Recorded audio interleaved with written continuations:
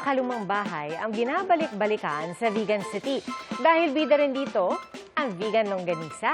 Kaya naman nagpakitang gilas sa pagluluto nito ang mga kalahok sa Longganisa Festival 2025. Iba't iba ang inihaing putahe mula sa main dish gaya ng grilled salmon longganisa. Hanggang sa may dessert rin na milky longganisa pudding. Pero hindi lang mga putahe ng longganisa ang main star, pasiklaban din sa pagsayaw ang mga kalahok sa Longganisa Street Dance Competition. Mga kapuso, maging una sa saksi.